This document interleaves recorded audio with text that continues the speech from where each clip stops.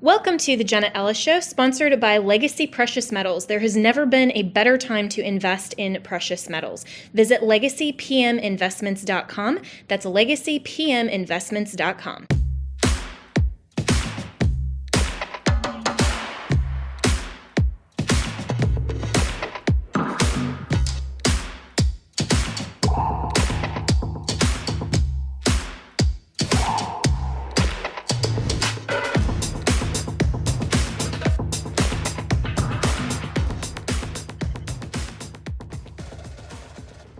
Welcome to Jenna Ellis Tonight. I'm obviously not Jenna Ellis. I'm John Cardillo, filling in for my good friend Jenna while she takes a well-deserved and much-needed vacation. We have a great show for you. Going to be talking a lot about what I think is this farce of a New York City trial of Donald Trump. Going to be speaking quite a bit with some experts on Iran, the death of their president, and what that means for the region and global stability. And we're going to be talking quite a bit later on in the show about the problems law enforcement is having in the United States and what that means leading up to the 2024 election. But let me bring in my first guest, a very good personal friend of mine. He's really my go-to guy when I need a scholarly legal questions answered. Editor-at-large at Newsweek, my very good friend, Josh Hammer. Josh, welcome to the show. John, you are indeed a good friend in real life. It's great to be with you here as well. Josh, I watch this, and I'm not joking around with the audience when I say, when I need a real legal question answered, when I read something that is a little above my head constitutionally, Josh really is my go-to guy. He's my expert on that. So as I watch this Trump trial in New York, and having started my career in New York law enforcement, what I'm seeing is incredibly troubling, and it should trouble every American. I don't care how far left you are, how far right you are. What I'm watching here, and I've sat in many trials as law enforcement. I've been both a witness, I've been an arresting officer, I've sat in the audience. I'm watching a judge who, to me, Josh, is exhibiting some of the most egregious pro-prosecutorial, but almost contempt for defendant bias I've ever seen. Am I off base here? No, you're not off base at all. I mean, look, let me just zoom out for a second here, and then I'll talk about the New York State trial. So, John, in my legal commentary, what I tried to do is I try to just take each case or each fact pattern, each set of legal questions on its own merit. So put it another way, in concrete terms, when it comes to the Trump trials, each case is different. And, there are some people who just look at the whole map and say, it's all a farce. Well, it kind of is, but there are varying levels of farce. So, for example, the prosecution in our state of Florida, the classified documents case, I think if Jack Smith had played his hand a little cleaner, hadn't overshot the moon with the Espionage Act, if he had just tried to go for an obstruction charge for failing to abide by a subpoena, he might have actually had a chance there. But this New York City case, by contrast, has from day one been by far the most ludicrous and farcical of all of the four criminal prosecutions against Donald Trump. This is a case that Alvin Bragg's own predecessor, Cy Vance Jr., looked into. He declined to prosecute it. This is a case that the U.S. Attorney's Office there in the SDNY's office, they looked into it. They declined to prosecute it. Alvin Bragg has no such compunctions because he's a Soros-funded hack who literally campaigned on this on the trail. And the judge, as you mentioned, Juan Merchan, this is a judge who literally donated to Joe Biden's 2020 presidential campaign. His daughter, Lauren Merchan, works for a company called Authentic Campaigns, which is basically a Democratic Party. It's kind of like an Act Blue. It's a Democratic Party fundraising consultancy vehicle. She has raised at this point upwards of $100 million based on the fact that her daddy might be the first one to ever incarcerate a former president of the United States. And there's the gag order issue, a sweepingly over-inclusive, unconstitutional gag order. This case stinks to high heaven, John. I think your instincts are totally right. I'm glad you touched on a couple of things there because they dovetail with what I really wanted to ask you here. Josh, as a police officer, as law enforcement in New York, you really become married to the New York State penal law. That little book becomes, in essence, a Bible for much of what you do. And you learn very quickly, even if you're not an attorney, I'm not an attorney, but you learn very quickly which charges to apply. You start to understand the ebb and flow of the district attorney's office and what they will charge, what they won't. When these charges were handed down in New York, I took a look at the penal law. I went back to it online. I can't find a charge in the penal law that fits what Donald Trump is being prosecuted on. And I've been critical of Trump. I've gotten beaten up for being a Ron DeSantis guy in the primary, but I look at the penal law. So let's go a step before the judge. And as you correctly note, other district attorneys' offices didn't want this. The feds didn't want this. I spoke to 2 assistant DAs in 2 different New York City offices, 2 different boroughs yesterday, one a Republican, one a Democrat. Both are perplexed by this case. So in terms of penal law application, isn't this an instant appeal if there's a conviction? Yes, 100%. And the worst case scenario for Trump is even if he gets a conviction, which at this point I'm actually cautiously optimistic that he will not get. But even if he gets a conviction, I think this probably immediately gets reversed on appeal. So Alvin Bragg's purported theory of the case, John, appears to be this New York State fraudulent bookkeeping charge, but that has a 2-year statute of limitations. So this should have expired back in 2018 or so because the conduct was in 2016.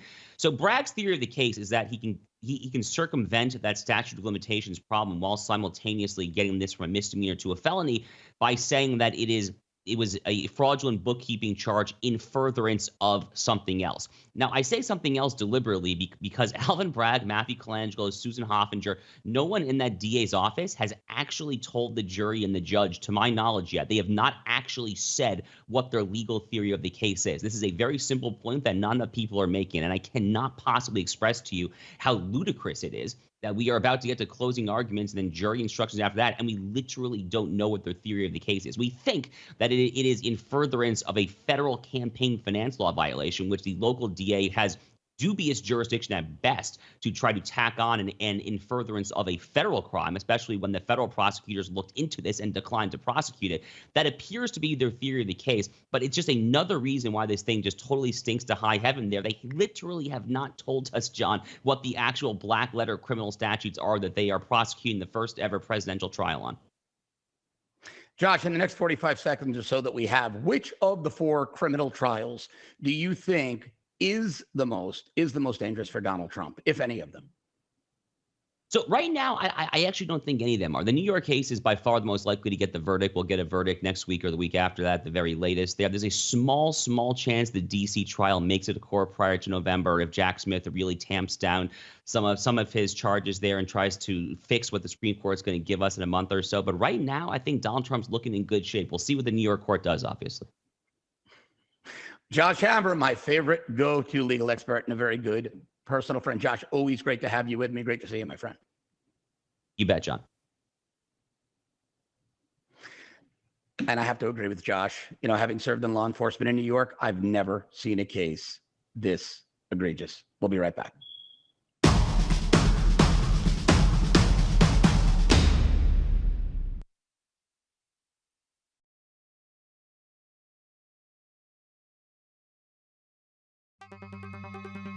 Hi friends, Jenna Ellis, host of Jenna Ellis Tonight, and we are experiencing instability at every level. Our government lacks leadership, and Bidenomics has been an utter disaster. The economy is in a fragile state.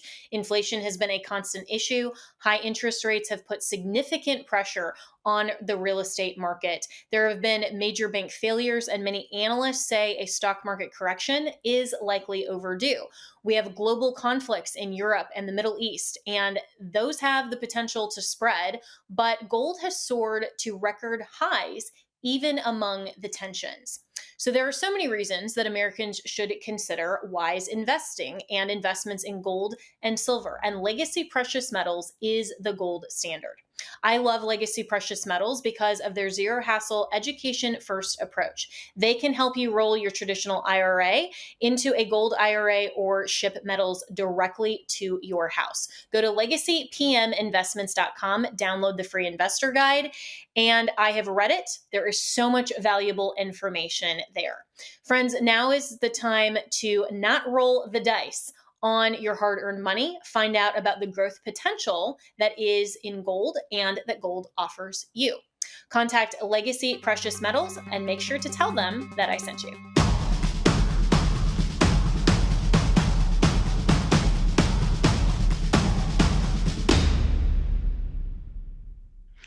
Welcome back to Jenna Ellis Tonight. I'm John Cardillo, sitting in for Jenna. So as you know, the Iranian President, Raisi, the butcher of Tehran died in a helicopter crash earlier this week or late last week. So what does that mean for regional security? What does that mean for global security? Well, here to help us answer some of those questions is another good friend of mine, former SEAL Team operator, spent the last part of his career with the illustrious SEAL Team 6, Sean Rosario. Sean, welcome to the show. Hey, John, thank you for having me on. So, Sean, what we're hearing, news reports are that the chopper went down in bad weather. I want to read you something that a good friend of both of ours, a former CIA officer who has operated in that region, actually operated inside of Iran when he was active, wrote me. He wrote me, Rizi is dead because of likely mistakes and incompetent at the helm, steering a decrepit old piece of hardware into a mountain during foggy weather. He's dead likely because of human error navigating the terrain. Your take on that? Because I see a lot of conspiracy theories out there that it was the Mossad or it was another state actor, our special operators, your old community that shot this chopper down. But then I speak to aviation experts and intelligence experts like this mutual friend of ours, and they all say, nope, this one was really just bad weather and a decrepit old chopper. Your opinion? Yeah, it's a great question because typically or usually, the most simplest answer is usually the most obvious one. It's probably flying a 50 to 60-year-old platform that has questionable maintenance. Whether they're flying in that type of weather, obviously it was bad weather. Are they instrument rated? Are they only flying on visual flight rules or instrument rule? It's all a big question. So, my experience in other countries, foreign countries, on my trips in the sport of global war and terror, these aircraft, helicopters are flying, and if there's bad weather, they just turn back around. They don't fly into the bad weather, and it's that kind of question comes into calling now because if they tried to push it and go through bad weather in terrible terrain, then it's obviously very possible that this led to this accident. But if there was more than one helicopter. Yeah, but that's what I wanted to ask you, Sean. But we take things for granted, right? In the United States, everything here is new and shiny and state of the art. But you've operated in these regions and pretty extensively. What would you say in terms of how many generations behind what Americans are used to flying on is this type of equipment? I can only speculate. I'm not exactly sure exactly the model aircraft that they were flying in. Was it some sort of MI model helicopter? Was it a Bell helicopter? Either way, it really goes down to the pilot's experience. He has to be rated in certain things. Visual flight rules is one thing. Instrument is another tool that allows people to fly in inclement weather through clouds. And so without really knowing those answers, it's kind of hard to pin down. But if they were just trying to, send it as we say it, that's a very difficult game to play. All right. So what do you think this means now for regional security? I think everybody who studies the region, who understands a little bit about what happens over there operationally, realizes that the Islamic Revolutionary Guard Corps, our Iranian Revolutionary Guard Corps, the IRGC, however they're described, they're pretty much I would call them a modern day Stasi, a modern day SS. They're pretty much responsible in some way, shape, or form for most of the terror around the world. Was that your experience when you were operating in countries outside of Iran? Well, so we know that the IRGC, they take their orders directly from the supreme leader, not necessarily the president, in this case, Raisi. So the supreme leader, the Ayatollah, he's got the final call on what the IRGC does. So what I think it means in this instance, I think, they're just going to probably replace him with another hardliner, someone of their choosing, to just fall in line and carry out their agenda. Yeah, and that's been one of my points of speculation is that as significant as this seems, it really doesn't change much because Khamenei, the supreme leader, really is the guy calling the shots. The president is more a political figurehead in Iran, isn't he? To my understanding, yeah, that's exactly what it is.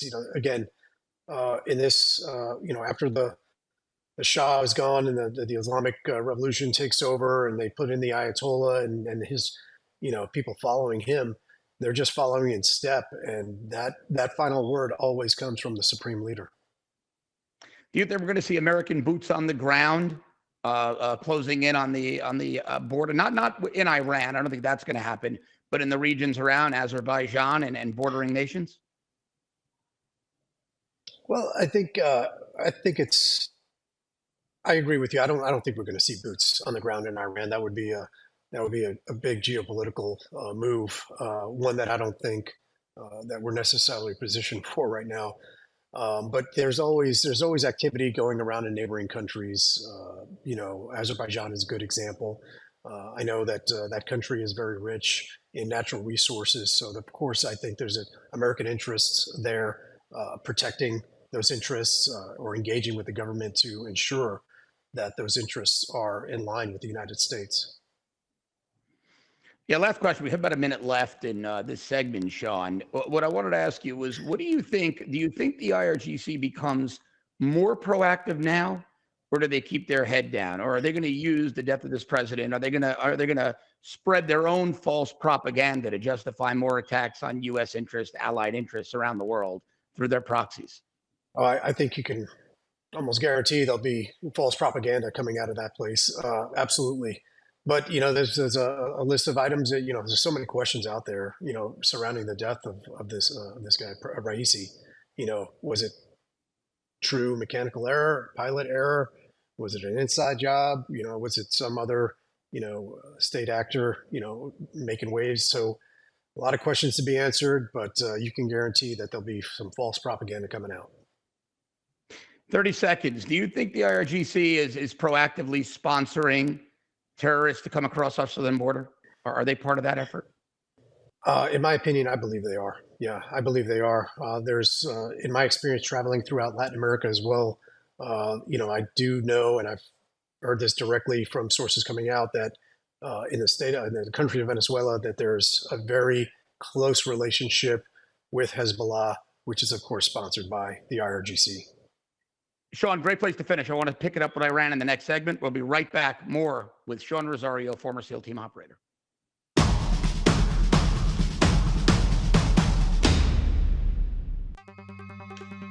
Well, friends, you might have heard that Mike Lindell and MyPillow no longer have the support of their box stores or shopping channels the way that they used to. They've been part of this cancel culture, so they want to pass along the savings directly to you by having a $25 extravaganza. I love that word, extravaganza. When Mike started MyPillow, it was just a one-product company. With the help of his dedicated employees, they now have hundreds of products, some you may not even know about. To get the word out, I want to invite my listeners to check out their $25 extravaganza. 2-pack multi-use MyPillows are just $25. MyPillow sandals, also awesome, only $25. Their 6-pack towel sets are $25. And brand new 4-pack dish towels, you guessed it, just $25.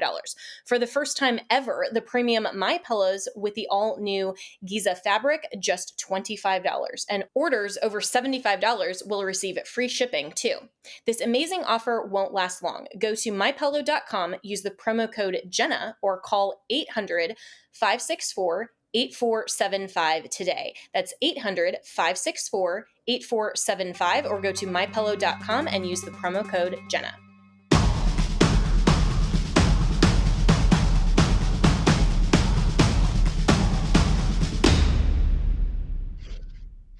Welcome back to Jenna Ellis Tonight. I'm John Cardillo, in for Jenna Ellis. I want to pick up where I left off in the last segment, talking to my good friend, retired SEAL Team 6 operator, Sean Rosario. Sean, welcome back.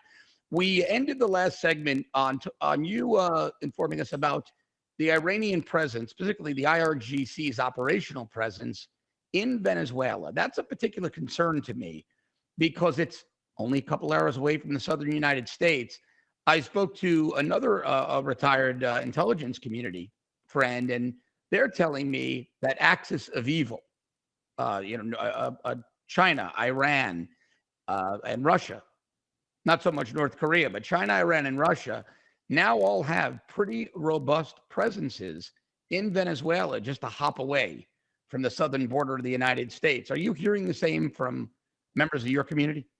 Yeah, that's That's pretty accurate. All this cooperation down in Latin America, and I don't think it's by chance either. They understand the map, they understand how to position, and the route is only becoming more easier to access the United States, especially in this current administration.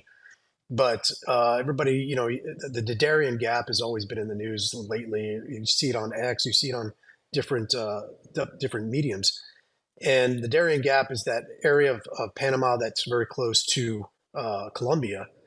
And that is really a lawless area. Well, they're actually constructing roads on their own in order to facilitate the movement of people through that Darien Gap to make it easier. That's only going to increase the speed at which people get to the United States, the southern border. And, it's just a nonstop flow of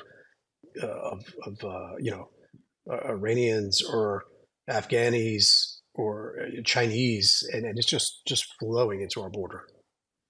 Yeah, and I would assume it's also migrants from South and Latin America to destabilize the U.S. economy. And when you sprinkle in the bad actors, the intelligence operatives, it's a crisis for the United States of America. Let me ask you this, though. If this administration has no will to do anything, they seem to act like they're friends of those people who want to do harm to Americans. So I've written off their ability to ever be, or their willingness. They have the ability, but their will to ever be proactive, ever do anything that's positive for the safety and security of the United States or Americans. If you were an advisor to Donald Trump wins the election, he gives you a call, he says, hey, Rosario, get in here. What can we do over there? What can I do right now? Whether it's deploying conventional forces, special operators, to start stemming the flow of what's going to be a very big problem with actual terrorism, narco-terrorism, any other type of nefarious actors coming in. The gloves are off. You guys can do what you need to do. What would you advise them to do? Well, listen, it's, first things first, you have to secure the border. I mean, really secure the border. All right. Without a border, again, we have nothing. You've heard it many times. It's a talking point, but it's actually true. You shut it down. The only access points are the legal access points of entry, and you can work everything from there. Short of that, it's a big problem. But moving forward from that, I think in a new administration, I think it's you have to engage and let these friendly neighbors of ours know that this will not be permitted any longer. That old thing is over. Okay, we have a new sheriff in town, so to speak. And short of that, I think this will keep going unless they take a hard stance.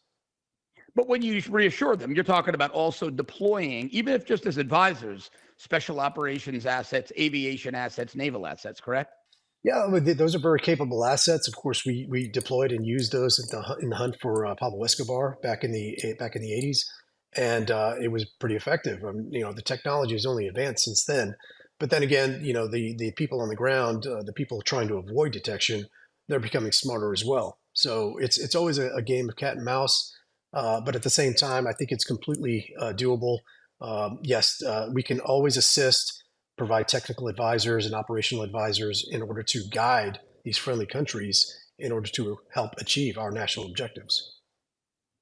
Let me ask you one question. I've got to be point blank with you. We're good friends. We're candid. We speak all the time.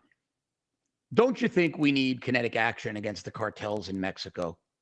Don't you think it's time for the United States to start seriously thinking about using the special operations community? Because Mexico has become a completely lawless narco-terror state that's now coordinating with Islamic terror actors in Venezuela, in the Middle East, in Mexico, miles from the U.S. border. Don't you think it's time to at least consider kinetic action? I think that every option should be on the table. Absolutely. I'm not saying yes or no either way, but I think at least the option should be on the table to evaluate and see, if this is something that we truly need to employ. It's starting. It's scary. It's starting to get to that point where what's next. They're operating with impunity at our border and beyond our border within the United States, and that's just a fact. We know that law enforcement gets into gets into encounters all the time across the border throughout Texas, Arizona, New Mexico, California. So this is happening right now. I think it's an option that should be considered. All right, Sean, in about the minute and a half we have left, I want to bring it back home. You train police departments. Often you'll train with their SWAT operators, providing your expertise. You've trained friends of ours on how to use a firearm. We're seeing these pro-Hamas. I don't want to call them pro-Palestine protests. I call them pro-Hamas rallies. What should Americans be doing in light of this growing, because I consider it a growing threat in the U.S., the likelihood of a lone wolf, low-tech asymmetrical attacker is becoming more prevalent. In 45 seconds, what advice do you have for Americans as they go about their daily lives to ensure their personal safety and security? Yeah, it's a great question. These rallies, these pro-Hamas rallies, as you refer to them, which I agree with, are popping up everywhere. Obviously, they're being supported by somebody. I don't think people just wake up and say, "I'm just going to, support Hamas today." So, what can you do as the average American, citizen that loves his country? First, have some situational awareness, be smart, try and avoid that area. But at the same time, plan for the future, understand how to use firearms, and, purchase ammo, stock up on ammo because, this world is not a pretty world. We like to say it's roses and pigtails, but it's not. So we really need to be smart and, be prepared to defend yourself if, in fact, that comes to it. Sean Rosario, former SEAL Team 6 operator. Sean, it's great to see you. Thanks for your service, my friend. We'll be right back with more Jenna Ellis tonight.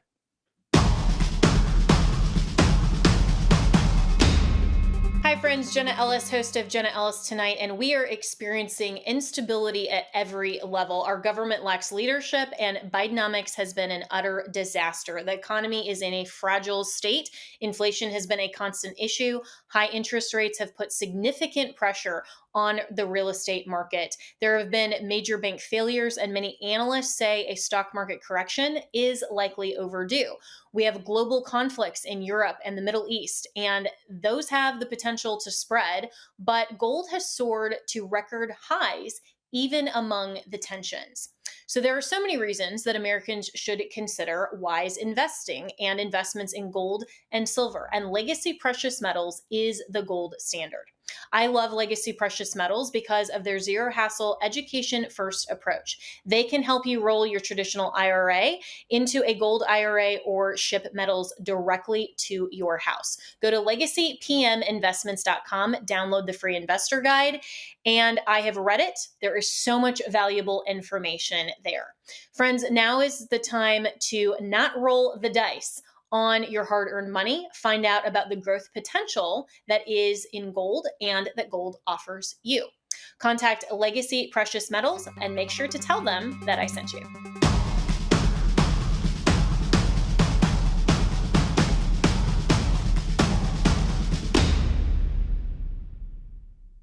Welcome back to Jenna Ellis Tonight. I'm John Cardillo, in for Jenna Ellis, because I'm clearly not Jenna. I want to talk a bit about the prosecutions, the ongoing, I think in many cases, persecutions of people who worked for Donald Trump. So let me introduce you to our next guest, constitutional law professor Michael Donnelly. Professor, great to have you with us. John, great to be with you. And yeah, you don't look like Jenna. She doesn't have quite as nice a beard as you do. So. Yeah, when I moved down here I've been in South Florida 20 years, so it became a lot more casual. We saw a couple of weeks ago, not even 2 weeks ago, the appeals court overruled Steve Bannon and said, yes, he has to serve time. We saw Peter Navarro, another Trump administration official, serving time. Now, I'm not an attorney, but I was a law enforcement guy in the beginning of my career and worked on a federal task force. I don't remember this many people being incarcerated for 1001 violations. For the audience that doesn't know USC, 1001 violations, false statements, things of that nature, things that were always used, Professor, as leverage, often in internal affairs cases, to get people to talk. But they were never really weaponized as prosecutable, jailable statutes. So what do you make of this? Is this business as usual? And am I just looking at this through a lens too far on the right? Or is DOJ taking a more heavy-handed approach against people who worked for or in the orbit of Donald Trump? John, 3 words: lawfare, weaponization, politicization. That's what we're seeing with the justice system.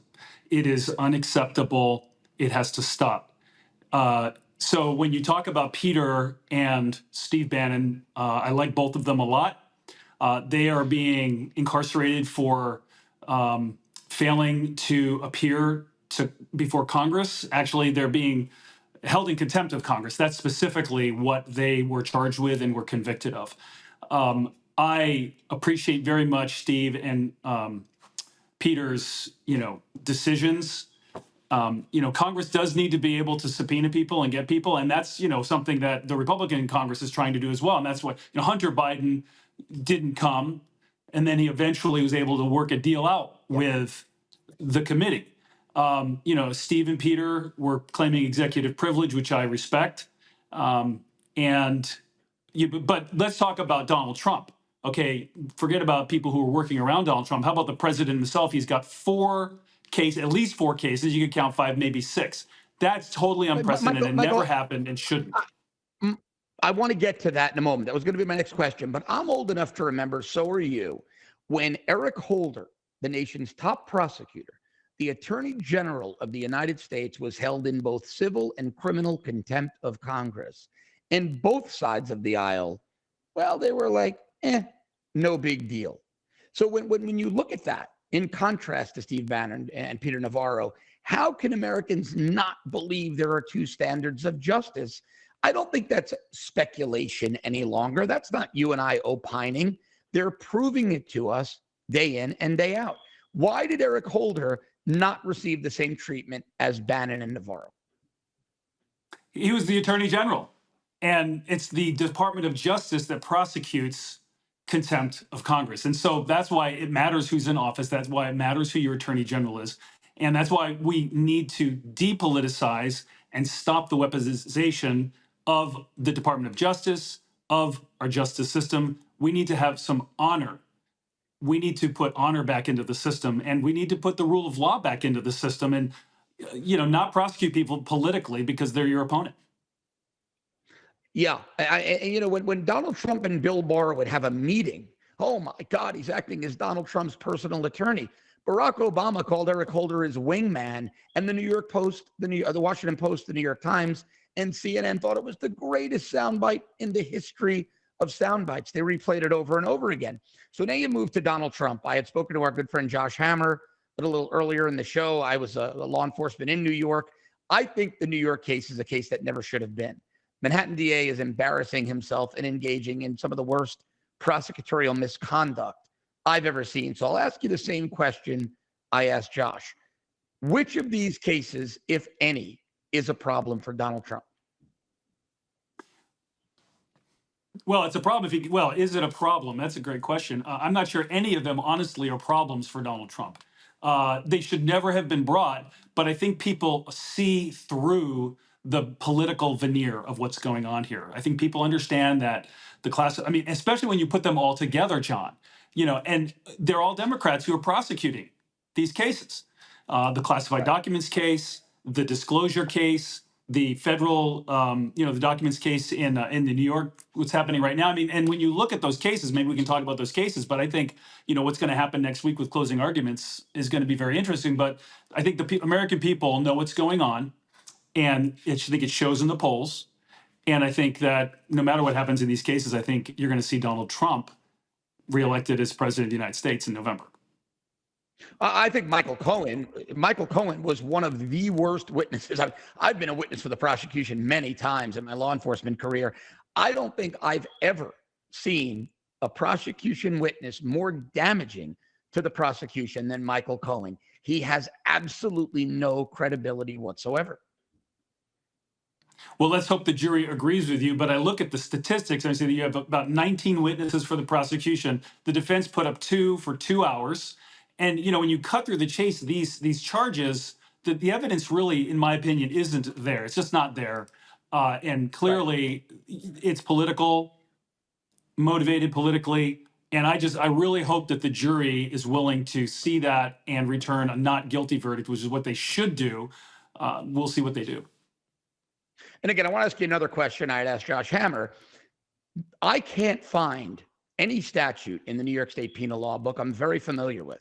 Used it many times to make arrests and engage in prosecutions. In the 45 seconds we have left, do the charges against Donald Trump in this New York City courtroom fit any statute in the penal law as you read it?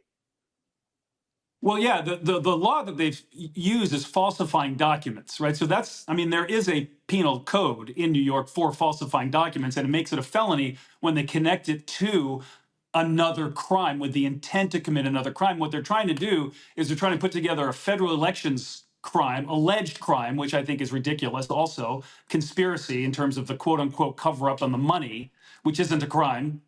And they're trying to put those two things together, which I don't think works. And again, I hope that our jury of our peers sees that and returns a not guilty verdict, which is what they should do. And I couldn't agree with you more. Professor Michael Donnelly, thank you very much for being here. We'll be right back on Jenna Ellis Tonight.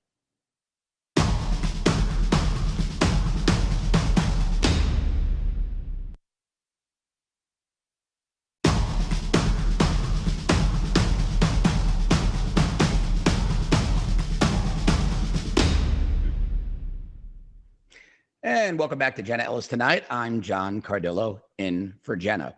I want to talk to you a bit about something that's pretty near and dear to my heart, and it's law enforcement, the profession of law enforcement, but more importantly, the problems law enforcement is facing in America today. Now, we've been seeing this for, wow, I thought about it the other day, coming up on almost 15 years, the genesis of the Black Lives Matter movement. You probably remember those old videos of Black Lives Matter supporters walking across bridges in New York saying things like, what do we want? Dead cops. When do we want them? Now. Pigs in a blanket. Fry them like bacon. Now think about going to work every day as a police officer. I did it. And I can tell you it's one of the most gratifying professions you can ever enter into. You save lives. Your primary mission is to protect life and property. And for decades upon decades, it was a well-respected profession. And sure, there were corruption scandals and there were bad apples in the bunch, but ultimately they were rooted out. They served time in prison. They were used as examples of what not to do. It forced major departments like my alma mater, the New York City Police Department, to enhance their internal affairs bureau, to put the best detectives, the best sergeants, the best lieutenants and units that were investigating problem police officers. And by and large, over the last 30, 40 years, American law enforcement has become the most honest, restrained, and professional on the planet. Truly on the planet. But if you read the New York Times, the Washington Post, if you watch CNN and MSNBC, if you read left-wing media outlets like Salon.com and Vanity Fair, you would think American police are running around indiscriminately beating, killing people of color, excuse me, and engaging in all kinds of criminal and nefarious behavior. In reality, nothing could be further from the truth. Nothing could be further from the truth. Statistically, we are talking about a dysmelic percentage, sub 1%, of police officers who engage in that kind of behavior. And because of technology, because of the enhancements in internal affairs, they're quickly rooted out and they're quickly brought to justice. Now we're watching a new condition. George Soros funded district attorneys. And I want to take a moment and I want to digress and explain something about the term Soros funded district attorneys. This isn't a platitude spewed by the right. There are campaign finance reports proving that George Soros or his funded entities select some of the furthest left district attorneys in the United States. People like the former DA of San Francisco, Chesa Boudin, who was recalled from office. His parents were cop killers. Guys like Larry Krasner in Philadelphia, one of Soros's first experiments. And of course, people like Alvin Bragg, the Manhattan district attorney, engaging in this, I believe, malicious and ridiculously improper prosecution of Donald Trump. And why are the DAs so important and how are they affecting the way the police operate? Well, if you understand the inner machinations of police departments, especially large police departments in our larger cities, there's been a program in place since the early 1990s called CompStat. And CompStat is a system whereby the commanders of various precincts, units, details go down to police headquarters or another venue selected by the agency, and they're essentially put on the hot seat. They're grilled by their bosses, their captains, their majors, their chiefs, their commissioners. And if there's one more robbery, for example, in the command they oversee than there was the month before, they need to explain why. Crime is paramount at CompStat. It's designed to reduce crime. But it's also designed to be good stewards of taxpayer money. So when police officers make arrests, overtime is often incurred. And it can become very costly to a large city like New York, Los Angeles, Chicago, places where we're seeing smash and grabs of luxury retailers with no consequences. So how does CompStat affect police behavior, and why am I tying that to district attorneys? It's pretty simple when you understand the inner workings. If a district attorney is unwilling to prosecute a crime, take the horrible Alvin Bragg in New York City, who's clearly said, publicly said it, he's made it a policy, that his office will prosecute armed robbery, felony robbery, as a petty larceny. Think about it for a moment. You take a vacation to New York City with your family. You're with your 2 young children, your wife, your husband. Someone walks up to you, pulls out a knife or sticks a gun in your face.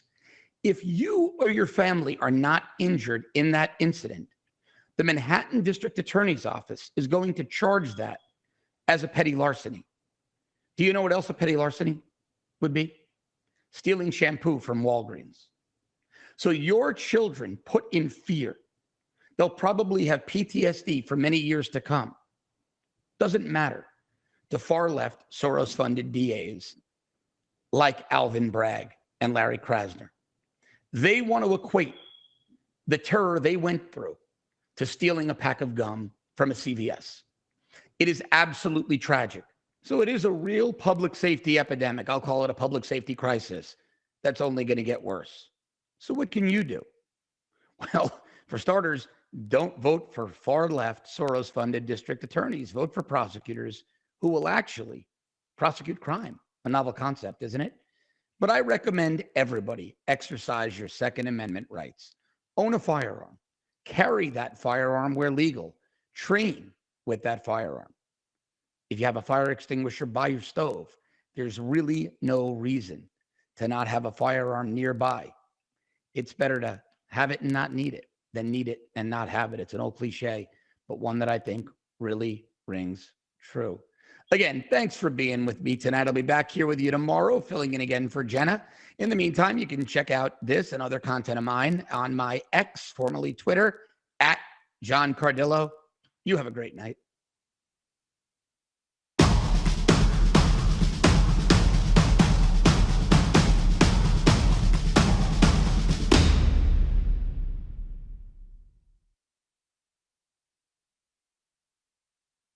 Stacey Washington Now, your go-to for a fresh, informed take on the political world. Stacey tackles today's crucial issues with a dynamic blend of news, opinion, and analysis. Don't miss Stacey Washington Now, weekdays at 5 p.m. Eastern on SNC. Have you heard?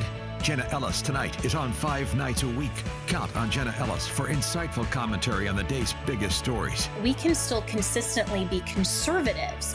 Jenna Ellis Tonight, weeknights at 9 p.m. Eastern on Salem News Channel.